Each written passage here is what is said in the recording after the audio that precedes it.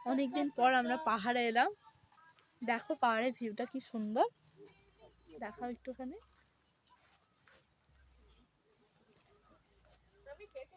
অনেকটা ফগ হয়ে আছে বলে তাই ভালো করে দেখা যাচ্ছে না, নালে ওয়েদারটা আজকে একটুখানি কেমন হয়ে গেছে আজকে। রোদ্দুর থাকলে খুব সুন্দর লাগতো এই ভিউটাই। রশ্মিদিকে হাই করে দাও। হ্যালো, আমরা পাহাড়ে চলে এসেছি। একদম দেখছেন দুর্দান্ত ভিউ, চা বাগান। এখান থেকে যেতে ইচ্ছা করছে না, এত সুন্দর ওয়েদার। আর পুরো ফগি ওয়েদার চারিদিকে, দূরের পাহাড় খুব একটা ভালো দেখতে পাচ্ছি না।